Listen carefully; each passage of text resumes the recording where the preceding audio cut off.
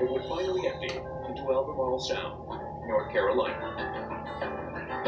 The company hoped to attract merchant ships seeking a safe alternative to the fearsome waters off the capes, and profits by collecting a toll from every craft.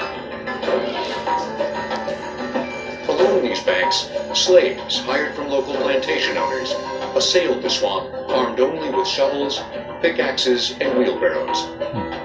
Initially, they had more trouble getting the debris out of the way, the tree fall that had been there for ages, and then later the tree roots as they got to them. Later, as they got through this morass, they had peat moss, which is fairly easy to move, and then underneath that, mostly sand. 15 years of sporadic backbreaking effort produced a meandering canal 22 miles long, 15 feet wide, and just 18 inches deep. Still, it was deep enough for shallow draft boats, and the canal opened in 1805.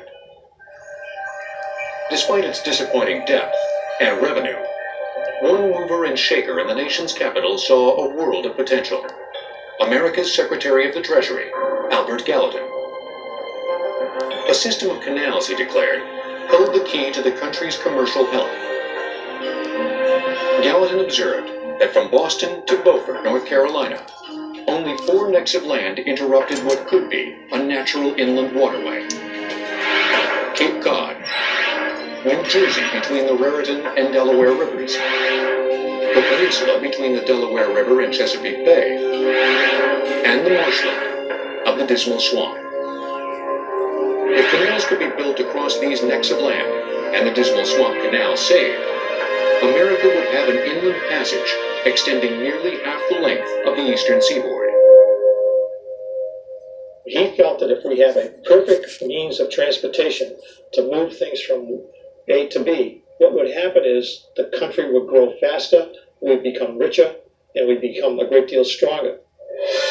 Despite all the promise of his plan, Gallatin faced a formidable political foe in President Thomas Jefferson. Thomas Jefferson was an anti-federalist. He was against the funding of federal roads and waterways at federal government expense. 2 decades passed before the political winds changed. Not enough to enact Gallatin's plan, but enough for a federally funded workforce to enlarge the Dismal Swamp Canal. Using hand tools, workers widened it to 40 feet and carved it to a depth of 6 feet. One of the first commodities transported on the revamped waterway was shingles from the trees in the swamp. Shingles went out of here by the shiploads to the cities, mostly the cities in the north, Baltimore, New York, and Philadelphia. They used them for roofing and for siding for the building. The canal prospered for some 30 years, but in the 1850s, as steam power came of age, its commercial traffic waned. There were steam tugs and vessels that just needed more depth, more room, could carry bigger loads, better profit, all that. And the Dismal Swamp Canal didn't have that answer. In 1856, a competing company took the offensive. The Albemarle and Chesapeake Canal Company broke ground on a land cut parallel to the Dismal Swamp Canal. Steam shovels dug deeper channels that could accommodate the larger steam vessels. After 3 years of construction, the Albemarle and Chesapeake Canal opened in 1859.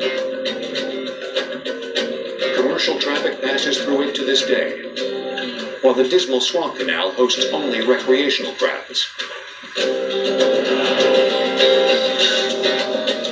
The ultimate failure of the Dismal Swamp Canal convinced some private companies to throw away their shovels.